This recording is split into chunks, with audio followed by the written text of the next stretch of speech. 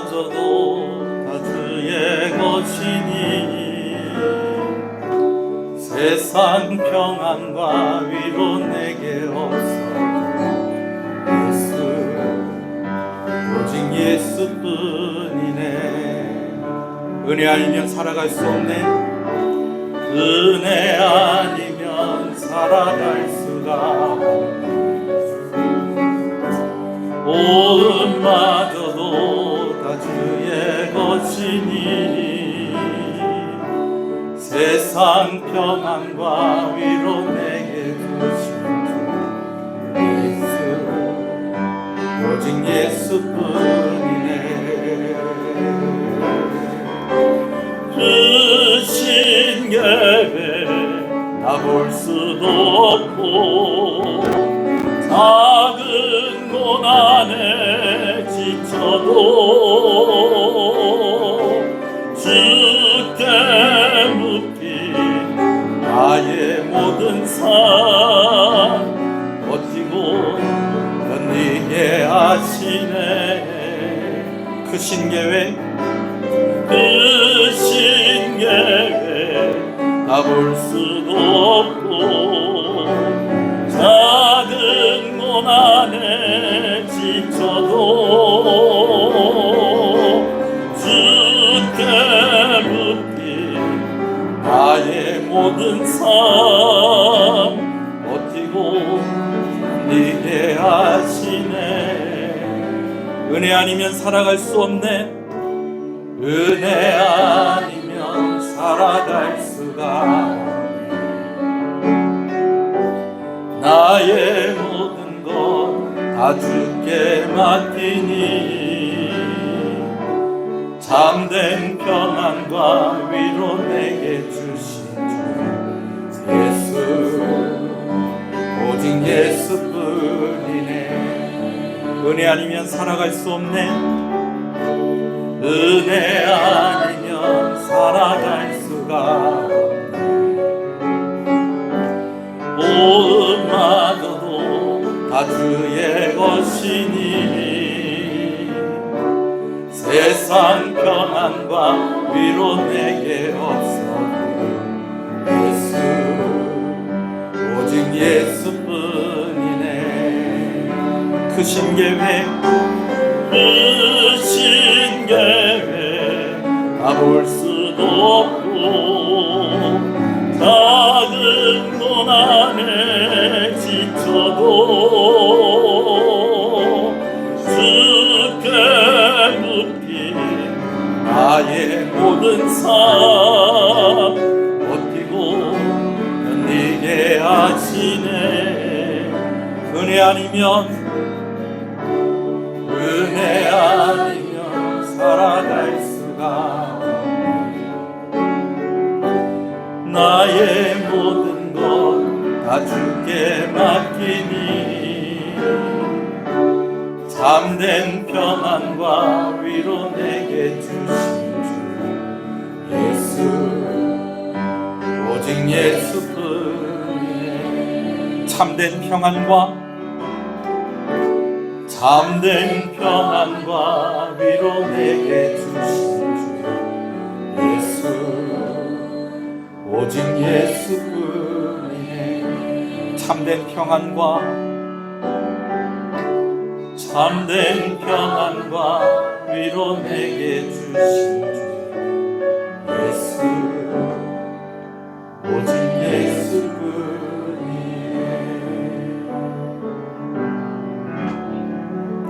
신앙을 고백하시겠습니다.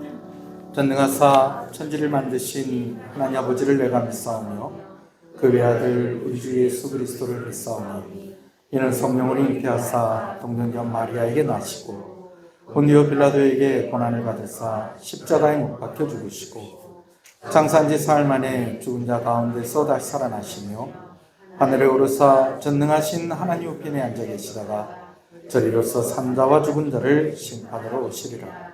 성령을 믿사오며 거룩한 공예와 성도가 서로 교통하는 것과 죄를 사해 주시는 것과 몸이 다시 사는 것과 영원히 사는 것을 믿사옵나이다. 아멘. 하나님 감사합니다. 3일 저녁 함께 모여 예배하게 하시는 것을 감사합니다. 부족하고 연약한 이들입니다. 오늘도 하나님 앞에 우리의 죄를 고백하며 나아갈 수밖에 없습니다.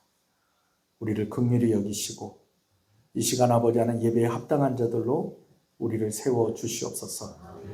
오직 예수 그리스도의 보혈의 공로를 의지하며 나아가오니 하나님께서 은혜를 더하여 주시옵소서. 오직 주의 성령으로만 충만하게 하여 주시옵소서. 귀한 목사님 통해서 우리가 이 밤에 말씀을 받을 때에 이 말씀이 우리 가운데 깨달아지게 하시고 또 이 말씀을 통해서 새로운 다짐과 우리의 삶의 변화가 있게 하여 주시옵소서. 하나님의 영광을 받아 주시옵소서. 예수님 이름으로 기도합니다. 아멘. 할렐루야. 우리 앞뒤 옆 사람 인사하시겠습니다. 잘 오셨습니다. 주 안에서 잘 되고 있습니다. 더 잘 됩니다. 갈수록 잘 됩니다. 반드시 잘 됩니다.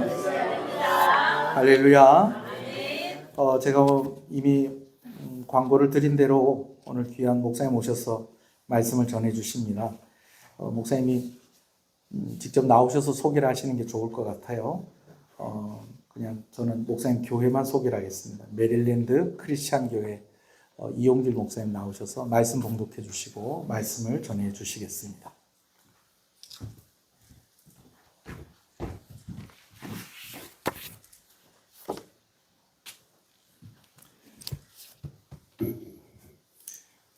오늘 이렇게 또 귀한 시간을 허락해 주셔서 또 말씀을 나누게 되어서 감사를 드립니다. 제 소개할 게 별로 없습니다. 또 김영채 목사님 또 신학교 동기이고 또 늘 어떤 교회인지 와보고 싶었습니다. 또 같이 또 신앙생활 하시는 모습도 보고 싶었고 주로 페이스북 통해서 교회 사진이나 또 이렇게 그런 것들을 이렇게 보게 되었는데 직접 와서 보니까 참 좋고 또 교회도 참 예쁘고 또 목사님이 또 성도님들 자랑을 그렇게 많이 하시더라고요. 참 귀한 교회다라고 생각이 들고 같이 말씀을 나누게 되어서 참 기대가 많이 되었습니다. 오늘 같이 말씀을 통해서 또 하나님이 저희들의 삶을 또 같이 한번 돌아보는 그런 귀한 시간이 되었으면 좋겠습니다. 우리 같이 말씀 보겠습니다. 사사기 13장 1절부터 7절입니다. 사사기 13장 1절부터 7절까지 교독해서 읽도록 하겠습니다.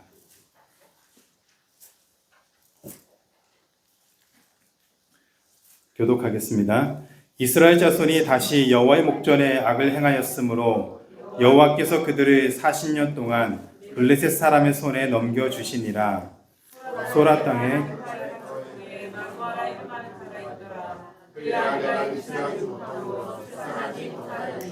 여호와의 사자가 그 여인에게 나타나서 그에게 이르시되 보라, 내가 이 본래 임신하지 못함으로 출산하지 못하였으나 이제 임신하여 아들을 낳으리니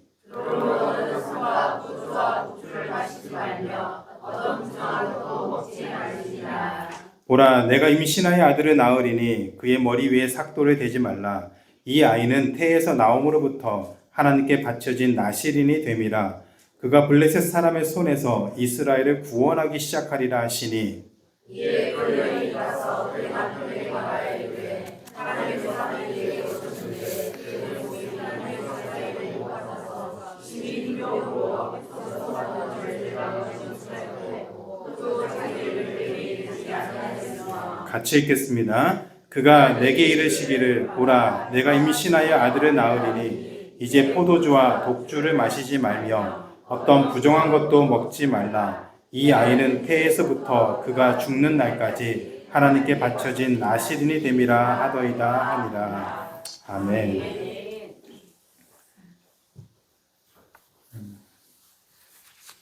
여러분은 자녀를 키우면서 또 자녀들 입장에서 가장 많이 하고 가장 많이 듣는 소리가 아마도 공부해라, 그런 얘기일 것 같습니다. 아마 부모님의 마음에는 그 아이들이 또 열심히 공부해서 또 좋은 성적을 거두고 또 좋은 학교에 진학을 해서 또 좋은 직장을 갖고 또 부모님보다 더 좋은 환경에서 살아가길 기대하는 마음으로 열심히 공부하기를 기대할 것 같습니다. 또 학생 입장에서는, 자녀들 입장에서는 또 그런 부모님의 말을 들으면서 또 긍정적으로는 열심히 공부하겠지만 사실 힘든 부분들도 있겠죠. 그래서 그 시간 동안에 가장 많이 또 듣고 하는 얘기가 아마 공부해라일 것 같습니다. 고등학교를 졸업하면 또 대학을 준비하거나 대학에 진학을 하거나 또 직장 생활하면서 가장 많이 듣는 얘기가 아마 스펙을 쌓아라는 얘기를 많이 들을 것 같습니다. 좀 더 좋은 직장을 얻기 위해서 좋은 스펙을 쌓아야 되고 또 자격증 하나라도 더 얻어야 그래도 좋은 직장에 갈 수 있고 또 좋은 대우를 받을 수 있다는 얘기들을 참 많이 합니다. 그런데 요즘은 스펙이 좋아도 취업하기가 참 어렵다는 얘기들을 참 많이 합니다. 그래서 많은 사람들이 그나마 또 이런 아는 사람들, 또 인맥, 학연, 지연, 또 더 나아가서는 엄마 찬스, 아빠 찬스라도 있어야 그래도 그나마 취업을 하지, 그렇지 않으면 정말 힘들다라는 얘기를 참 많이 합니다. 그리스도인으로서 이런 상황 속에서 우리가 그리스도인으로서 어떻게 살아가야 되는지를 고민하면서 살기도 참 버거운 현실이죠. 그냥 세상 사람들처럼 직장 생활하고 또 결혼하고 자녀 키우고 그렇게 사는 것도 힘든 세상에 그리스도인으로서 어떻게 살아가야 되는지까지 고민하면서 사는 것이 영 녹록치 않은 현실입니다. 그러다 보니까 그리스도인으로서의 그 사명이 무엇인가, 그런 생각까지 하기에 참 벅차기도 하고, 또 어떻게 살아야 될까 그런 고민보다는 그냥 매일 하루하루 닥치는 현실 속에서 부딪히고 좌충우돌하면서 어떻게든 살아내야 된다고 하는 그런 모습들이 우리 안에 참 많이 있습니다. 그런 삶 속에서 그리스도인의 사명, 우리는 어떻게 살아야 되는가, 그 말씀을 같이 나누는 게 참 제 마음속에도 많이 부담이 되었습니다. 왜냐하면 사명을 알아도 이런 현실이다 보니까 그것을 이루는 것, 그것을 성취하면서 사는 것도 참 어렵다는 생각이 듭니다.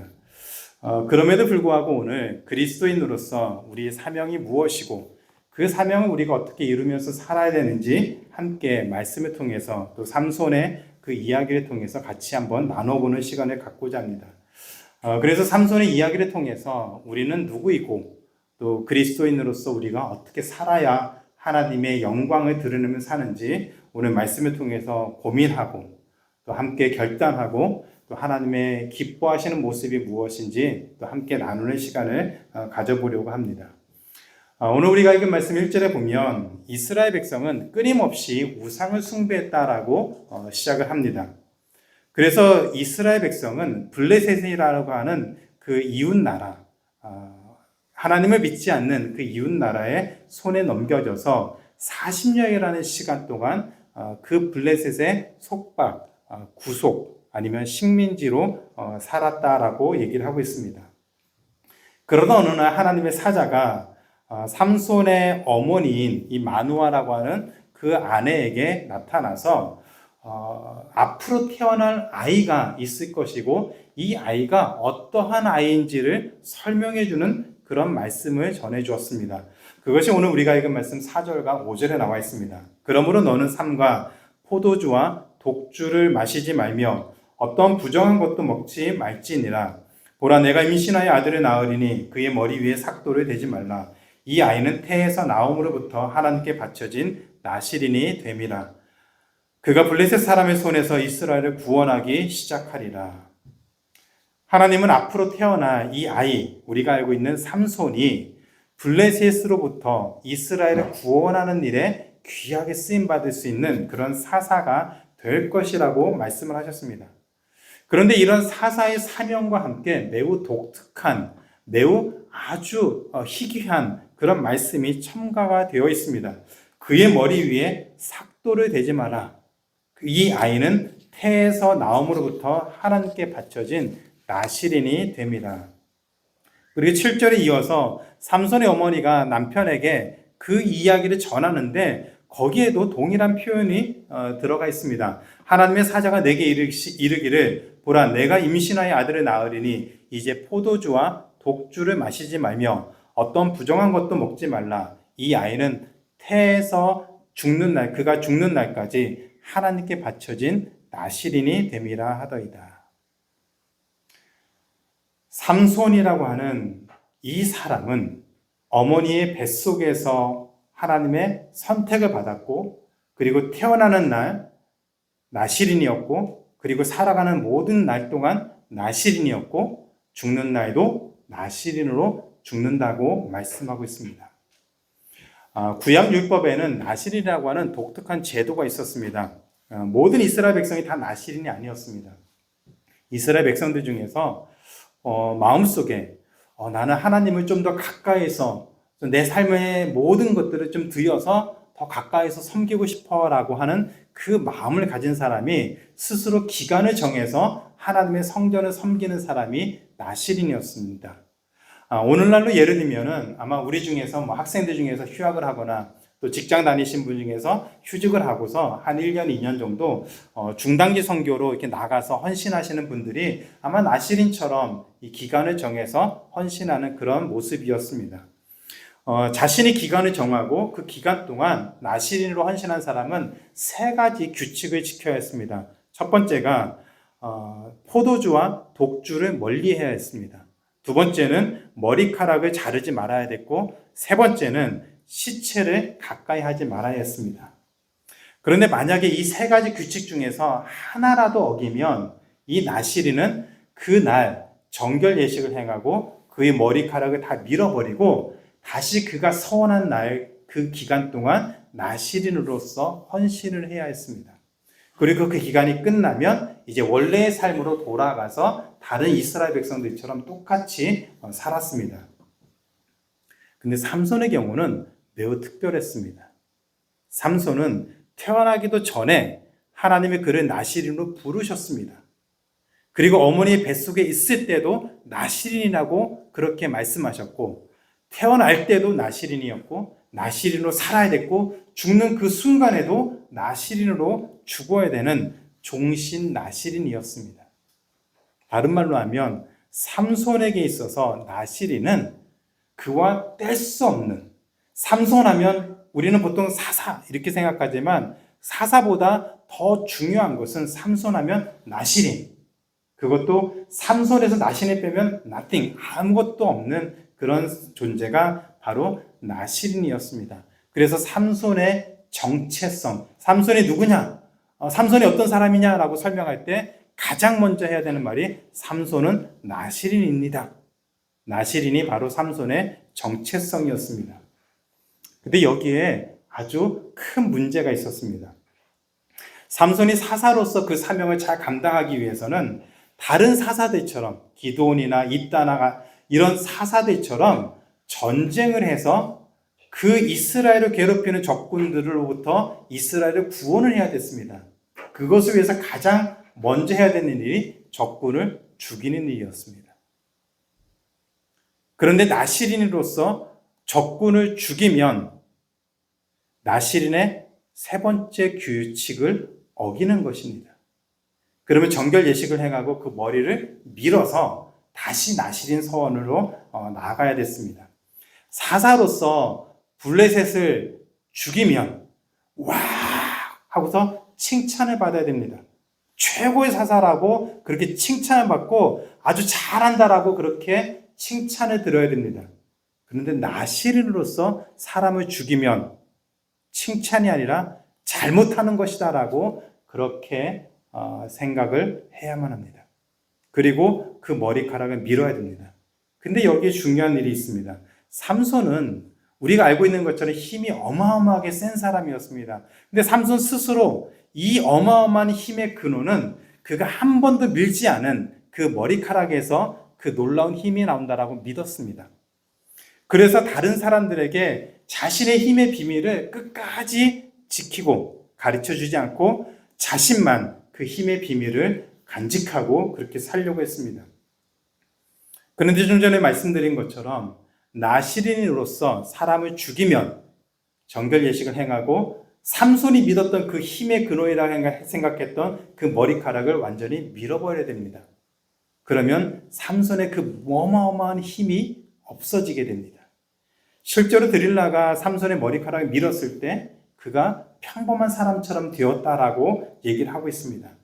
그래서 삼손의 머리카락을 밀어버리면 힘이 사라지고, 머리카락을 지키기 위해서는 사람을 죽이면 안 되는데 사사로서는 사람을 죽여만 하는 이런 모순된 관계가 되어 있게 되었지요.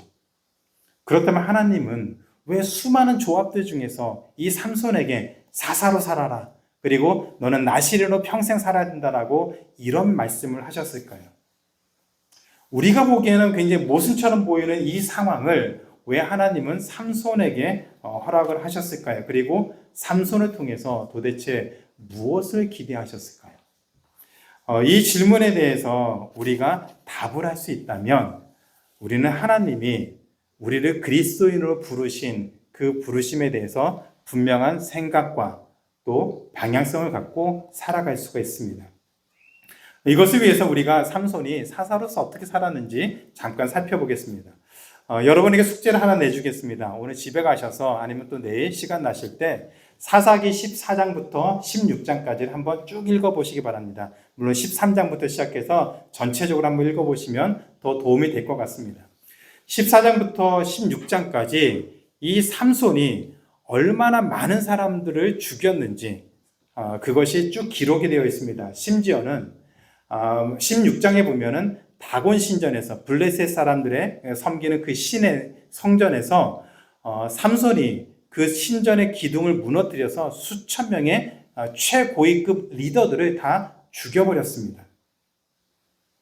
그러면 사사로서 성공한 것 아닙니까?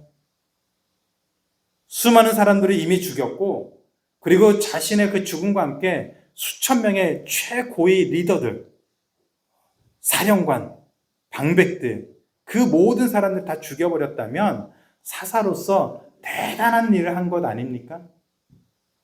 그런데 아니었습니다. 삼손이 블레셋 사람들을 죽였을 때 그가 그렇게 했던 이유가 있었는데, 그것은 자신의 욕심을 위해서, 자신의 욕망을 위해서, 자신의 원수 갚는 것을 위해서, 복수를 위해서 그 많은 힘을 사용했고, 그것을 통해서 수많은 블레셋 사람들을 다 죽여버렸습니다. 삼손이 자신의 힘을 사용해서 수많은 사람을 죽인 그 이유는 딱 하나였습니다. 자신의 눈에 좋아 보이는 것, 그것이 사람이 되었던, 그것이 영예가 되었던, 그것이 무엇이 되었던 자신의 눈에 좋아 보이는, 자신이 얻고 싶고 자신이 갖고 싶은 것을 얻기 위해서 자신의 온 힘을 거기에 다 쏟아부었습니다. 한 번도 이스라엘의 사사로서 이스라엘을 위해서, 억압받고 핍박받는 이스라엘 백성들을 위해서 내가 한번 블레셋을 혼내줘야 되겠다라고 하는 그 생각이 단 한 번도 없었습니다. 오직 자신이 얻고 싶은 것을 위해서, 욕망을 위해서 그 모든 힘을 다 사용하셨습니다. 삼손은 철저하게 자신의 욕망과 복수를 위해서 자신의 삶을 송두리째 쏟아 부었습니다. 그럼에도 불구하고 하나님은 이런 삼손을 사용하셔서 그 블레셋으로부터 이스라엘을 구원하는 일을 하나님께서 베풀어 주셨습니다. 저는 이런 삼손의 모습을 볼 때마다 너무 안타까운 마음이 듭니다. 태어나기도 전에 하나님으로부터 부름받았고 사사로서의 사명을 받았습니다. 그리고 우리가 알고 있는 것처럼 무시무시한 힘을 가졌습니다.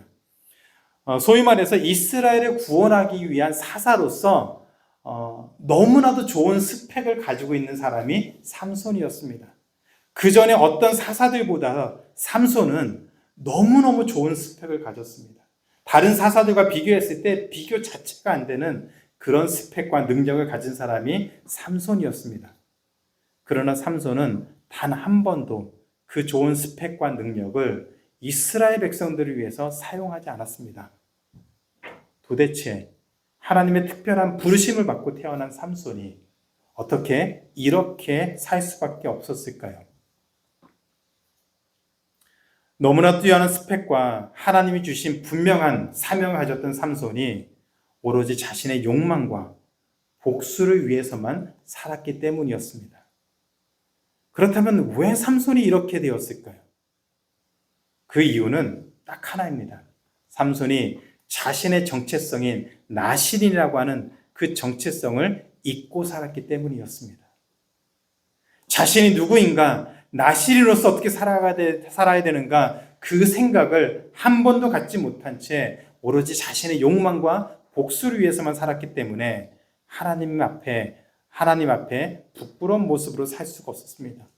물론 삼손도 자신이 나실이라는 사실을 알고 있었습니다. 근데 그 이유는 자신의 힘이 나실인으로서 한 번도 깎지 않은 그 머리카락에서 나왔다는 그 사실 때문에 나실이라는 것을 말하고 기억했던 것이지, 나실인으로서 어떻게 살아야 되는지는 염려하지 않고 생각하지 않았습니다. 오직 그 힘과 그 능력을 갖고 그것을 유지할 수 있는 그 방법으로서 나실인을 생각했던 것이지, 나실인이었기 때문에 어떻게 살아야 되는지 그 고민은 한 번도 하지 않았습니다. 오직 그 능력을 가질 수만 있다면, 그 어마어마한 힘을 유지할 수만 있다면 그것을 위해서 나실인이 필요했던 것이지, 나실인으로서 어떻게 살아야 되는지는 결코 생각하지 못했습니다. 근데 여기에 삼손이 모르는 중요한 사실이 한 가지가 있었습니다. 삼손은 자신의 힘의 근원이 한 번도 깎지 않은 머리카락이 있다라고 생각했습니다. 한 번도 깎지 않은 그 머리카락이 있기 때문에 어떻게 해서라도 이 비밀만 지키면 자신은 그 힘을 계속해서 가질 수 있을 거라고 생각했습니다. 그런데 사사기 14장부터 16장까지 읽어보시면 삼손이 힘을 쓸 때는 반드시 하나님의 영이 삼손에게 임했습니다. 머리가 길어서 나실인이어서 한 번도 깎지 않은 그 머리에서 힘이 나오는 것이 아니라 하나님의 신이 삼손에게 임했을 때 삼손에게 놀라운 힘이 생겨서 수많은 사람들을 죽이고 그 능력을 계속해서 가지고 있을 수 있었습니다. 무슨 얘기인지 이해가 되십니까? 하나님이 함께 하신 것이 삼손의 그 힘의 비밀이었습니다. 한 번도 깎지 않은 그 머리가 힘의 근원이 아니라 하나님이 삼손과 함께 하셨다는 그 사실이 삼손이 가졌던 그 힘의 비밀이었습니다. 그러나 삼손은 나실이라고 하는 그 정체성을 버리고 자기 것이라고 믿었던 그 힘만 움켜쥐고 살려고 하다가 결국 망한 삶을 살았습니다. 자신이 가지고 있던 그 어마무시한 그 힘을 잃어버리면 자신도 망할 것이라고 하는 그 두려움만 가졌지, 나실인으로서 어떻게 살아야 되는지는 전혀 해보지 못했습니다. 그것이 삼손이 가졌던 모순이 아니라 오히려 나실인으로 살아가는 것이 하나님이 주시는 그 은혜를 누리는 길이었습니다. 그래서 나실인으로서 실패하게 되면 하나님 앞에 부끄러운 삶을 살 수밖에 없었고 사사로서도 제대로 살지 못하는 것이었습니다. 그러나 나실인으로서 바로 살면 오히려 하나님의 신이, 하나님이 함께함으로 말미암아 그는 여전히 놀라운 힘을 가지고 하나님이 기뻐하신 모습으로 살 수가 있었습니다.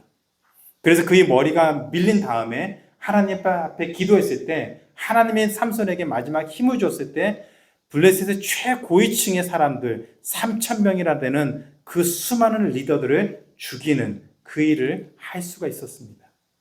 사사와 나실인으로 사는 것은 모순이 아니라 나실인으로서 온전하게 살 때, 하나님의 영이 그와 함께 할 때 삼손은 여전히 그 힘을 갖고 살 수가 있었습니다. 삼손만 그 사실을 몰랐습니다. 그래서 삼손의 안타까운 모습으로, 마지막에 그 비참한 모습으로 그리고 마무리한 그 인생을 볼 때마다 참 안타까운 마음이 듭니다. 그렇게 놀라운 스펙, 그렇게 놀라운 능력을 가지고서도 비참한 결말을 맞이할 수밖에 없었던 그 삼손의 모습을 보면서 정말 안타까운 생각이 듭니다.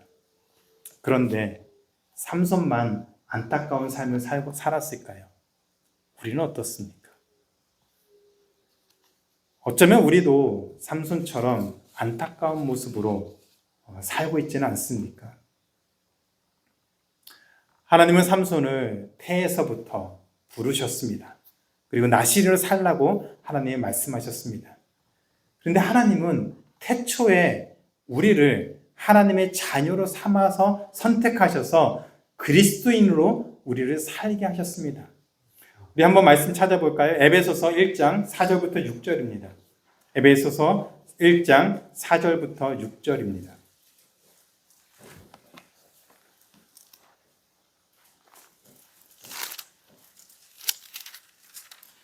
신약성경 310페이지인데 우리 한 목소리로 같이 한번 읽겠습니다. 에베소서 1장 4절부터 6절입니다. 시작.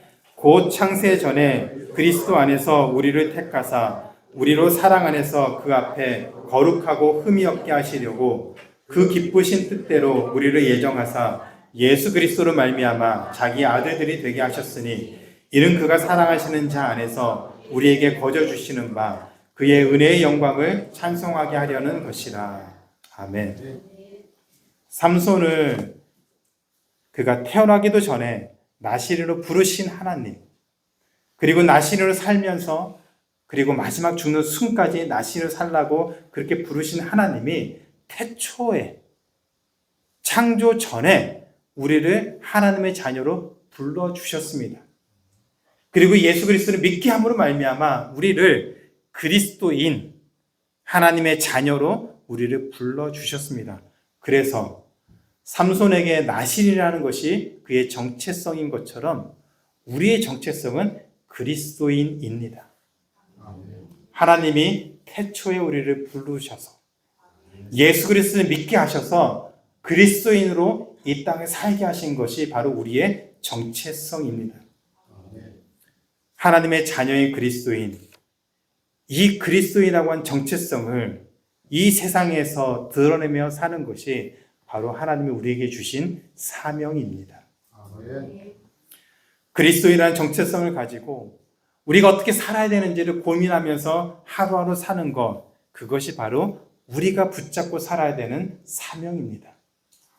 흔히 사명에 대해서 많은 사람들이 좀 부담을 갖는 것 같습니다. 너는 앞으로 이런 일을 해라. 너는 이런 일을 하면서 멋지게 한번 살아보라라는 그런 사명에 대한 부담을 갖고 있어서 하나님이 나에게 어떤 사명을 주셨을까? 어떤 일을 해야 되는가? 그 고민을 참 많이 하게 됩니다. 그래서 사명을 바르게 찾아야 된다고 하는 그 부담감이 우리에게 있습니다. 물론 하나님이 우리에게 주신 사명을 찾는 것 자체가 나쁜 것이 아닙니다. 그것이 좋은 것이고 또 그런 고민들을 하는 것이 필요합니다. 그러나 정답을 찾는 것처럼 하나님이 우리에게 꼭 어떤 하나를 말씀하셔서 그것만 찾아야 하나님의 사명을 이룬다는 식으로 생각을 하는 것은 우리가 좀 조심할 필요는 있습니다. 하나님이 정해진 어떤 직업을 가져야만 하나님의 사명을 이루는 것이 아닙니다. 그 강박관념을 내려놔도 괜찮습니다. 하나님이 우리에게 주신 것이 그 일이 어떤 교사가 되거나 회사원이 되거나 엔지니어가 되거나 뭐 벤처기업을 하거나 하는 모든 것들이 사명이 아닐 수 있습니다. 오히려 그 모든 시간을 통해서 우리가 하는 일 자체가 그 시간들이 매일매일 순간들이 하나님이 우리에게 주신 사명을 이루는 것이 될 수 있습니다. 제가 미국에서 많은 그 교인들을 사람들을 만날 때마다 놀라는 것이 한 가지가 있습니다. 한국에서 대학 교수를 하시던 분이 미국에 와서 도넛 가게를 하십니다. 한국에서 중소기업의 사장이고 잘 나가던 분이 미국에 와서 세탁소를 하십니다. 군 장교, 장군으로 그렇게 하시던 분이 미국에 와서 청소 일을 하십니다.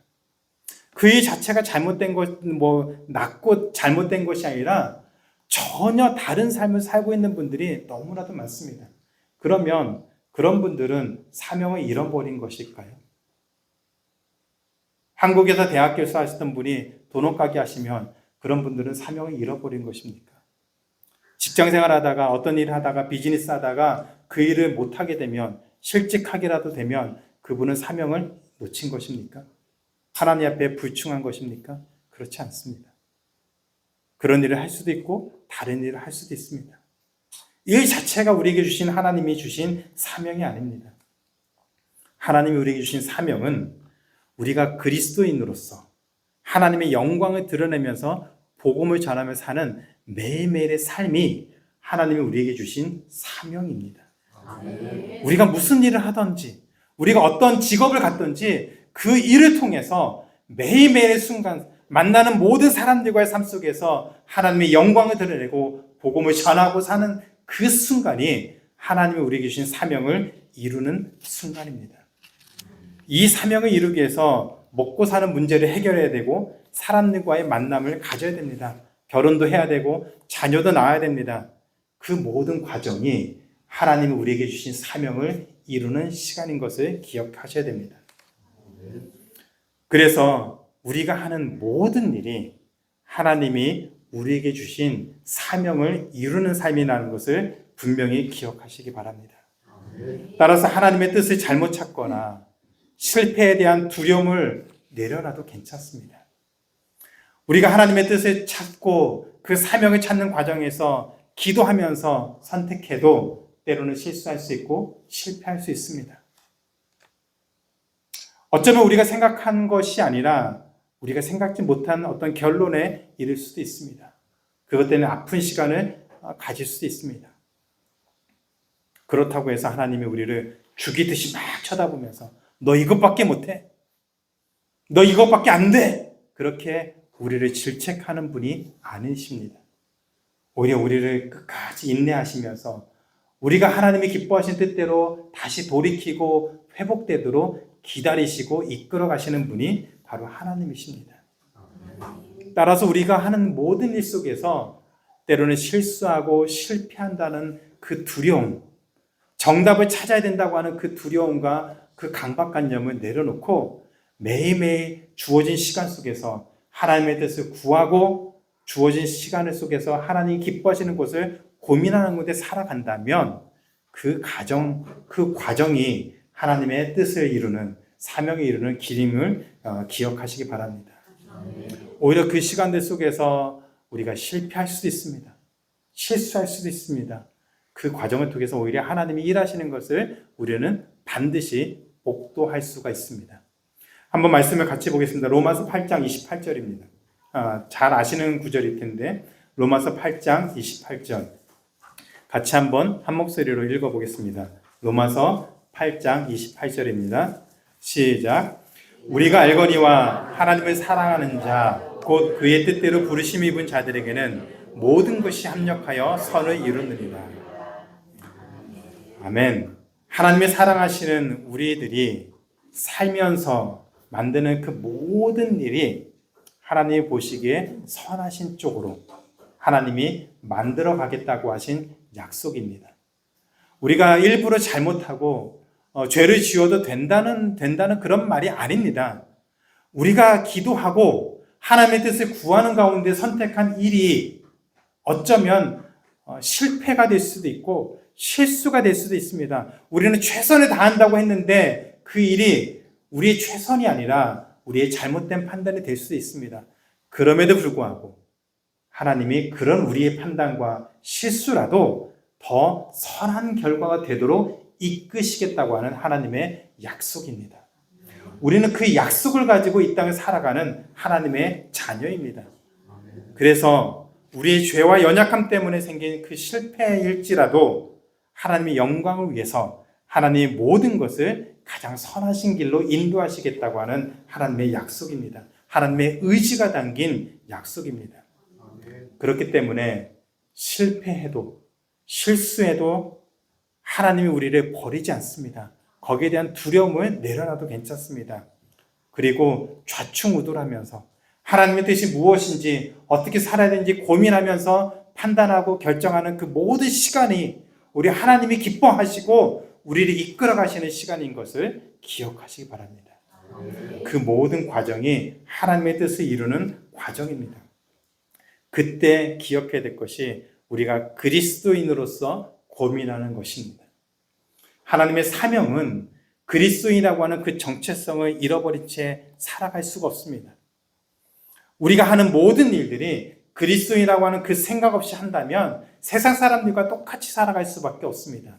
그렇기 때문에 그리스도인으로서 우리가 어떻게 살아가야 되는지 고민하는 가운데 하는 그 모든 일들이 우리 하나님이 기뻐하시는 모습으로 사용될 수가 있습니다.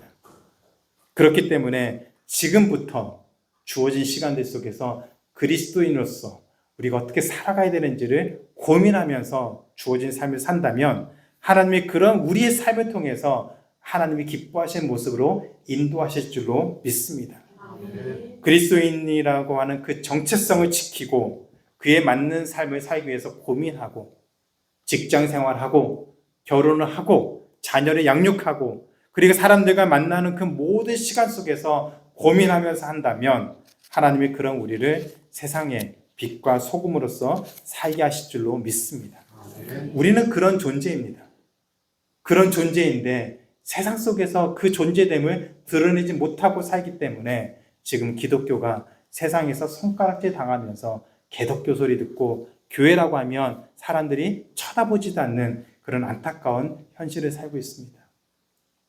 1900년대 한국에 기독교가 들어온 지 얼마 안 되었을 때에 평양에, 한국에 있는 그 평양에 기독교인의 숫자가 5%가 안 되었습니다. 근데 그 5%도 안 되던 기독교인들 때문에 평양이라고 하는 그 도시가 완전히 뒤집어졌습니다.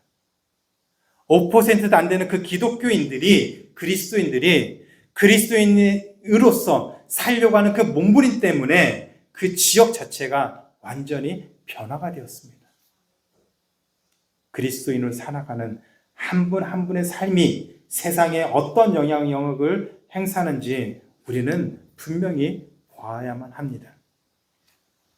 세상이 교회를, 기독교를, 그리스도인들을 걱정하는 것이 아니라 그리스도인들이 세상을 위해서 기도하고 복음을 전하면서 세상을 구원의 길로 인도해야 됩니다. 이 거대한 흐름을 이제 우리가 바꿔야 됩니다. 오늘 예배드리는 한 분 한 분이 이 말씀을 기억하면서 가정에서 또 직장에서 사람들과의 만남 속에서 그리스도에서 우리가 무엇을 해야 되는지, 그리스도에서 어떤 고민을 해야 되는지 그 과정 속에서 하나님이 무엇을 기뻐하시는지 고민하는 그 모든 과정 속에서 하나님이 기뻐하시는 선택을 하고 하나님이 원하시는 방향으로 나아가고 때로는 실패해도 다시 일어나서 가야 될 그 길로 간다면 하나님 우리를 통해서 이 땅 가운데 놀라운 일을 행하실 줄로 믿습니다. 그 생각을 하시고 그리스도인으로서 우리가 어떻게 살아야 될지를 고민하시기 바랍니다. 비록 삼손은 실패했지만 그런 실패한 삼손도 하나님은 사용하셨습니다. 그리고 우리에게 말씀하고 계십니다. 이제 우리 차례입니다. 우리의 정체성, 그리스도인이라고 하는 이 정체성을 다시 붙잡고 하나님 주시는 우리의 모든 삶을, 우리의 사명을 생각하고 주어진 나를 하나님이 기뻐하신 모습으로 좌충우돌하고 부딪히고 실패하고 깨지고 세상에서 손가락질을 당해도 그리스도인으로서 살 수 있다면 그 길을 묵묵히 걸어갈 수 있는 그런 힘 있는 그리스도인, 담대한 그리스도인의 삶을 사는 한 분 한 분의 삶이 되기를 주님의 이름으로 축원하고 기도합니다. 이제 말씀을 맺겠습니다. 요즘 제가 시간이 날 때마다 그 교회에서 도와드리는 분이 한 분 계십니다. 이분은 망상 장애를 앓고 있는 분입니다. 현실과 상상을 혼돈하고 있는 분입니다. 그분이 하는 말은 어디가 사실인지 어디가 상상인지 구분이 안 됩니다. 그런데 더 나아가 이분이 참 어려운 상황인데 그것은 신분증이 하나도 없습니다. 미국 여권도 없고 운전면허증도 없고 시민권 그 증서도 잃어버려서 아무것도 이분의 신분을 증명할 수 있는 것이 하나도 없습니다. 관공서를 찾아가서 어떻게든 도움을 받으려고 관공서 찾아가서 그 관공서 안에 있는 그 시스템에 있는 사진도 있고 그 개인 인포메이션도 다 있어서 그거를 다 얘기해주고 본인이 확인함에도 불구하고 신분증 하나가 없어서 이분이 그 사람입니다라고 아무리 말을 해도 아무런 것을 도움을 받을 수가 없습니다.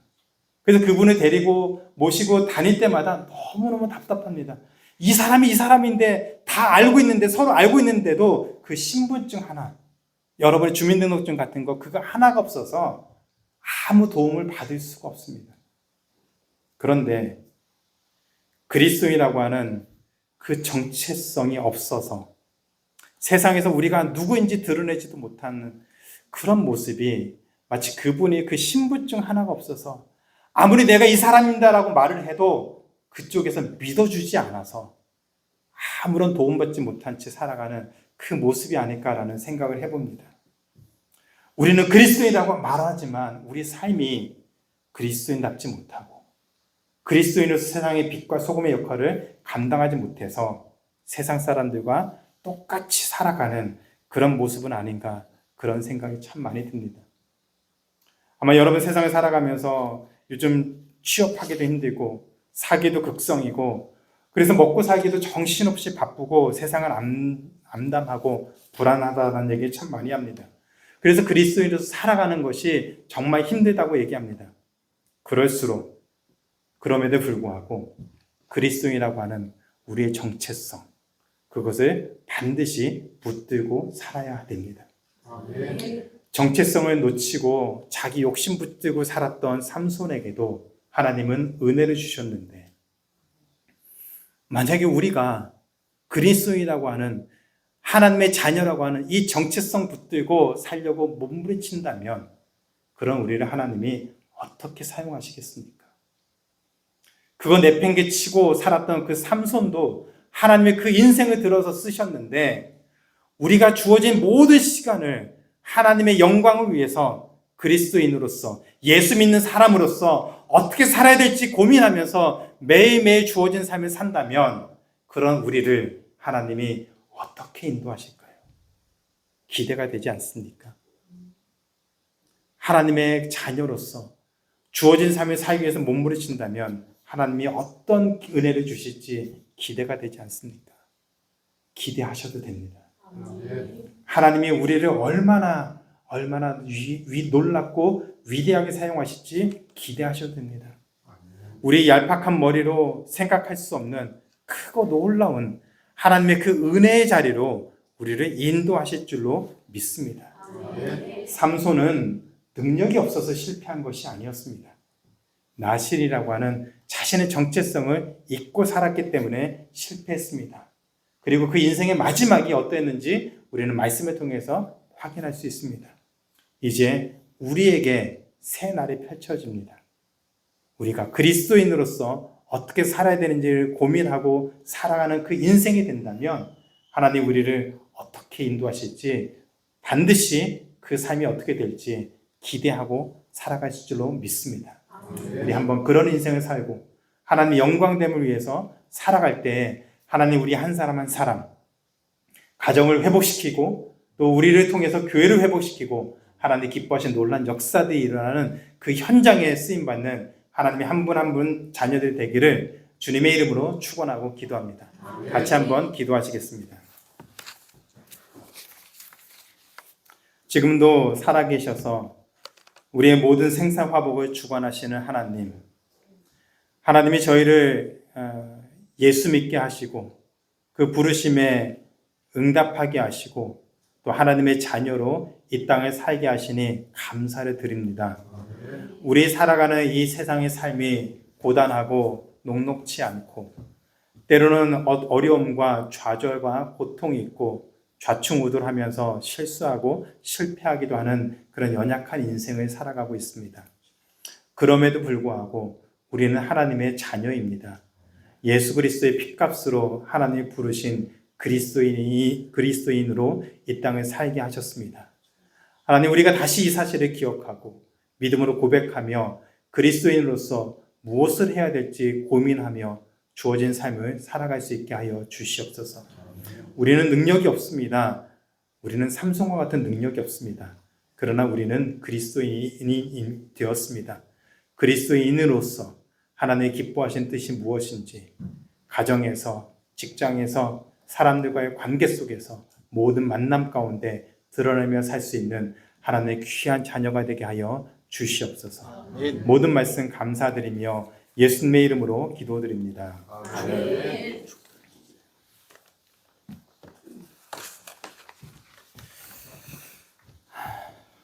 감사합니다. 하나님은 모순된 하나님이 아니시고 오늘 우리가 우리의 부르심과 정체성을 붙잡고 살아갈 때에 우리에게 힘 주시고 또 우리를 통해서 하나님께서 하나님의 일들을 이루어 가시는 줄로 믿습니다.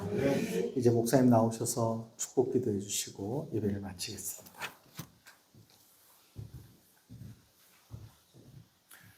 지금은 우리 주 예수 그리스도의 은혜와 하나님 아버지의 그 크신 사랑하심과 성령님의 교통 교제하심이 그리스도인으로 부름받은 이 사실을 기억하며 주어진 매 순간 하나님의 자녀로서 고민하고 부딪히고 좌충우돌하고 다시 하나님 편에 서기를 결단하고 몸부림치며 살아가는 하나님의 귀한 자녀들과 그 가정과 교회 위에 지금부터 영원토록 함께 하시기를 축원하옵나이다. 아멘.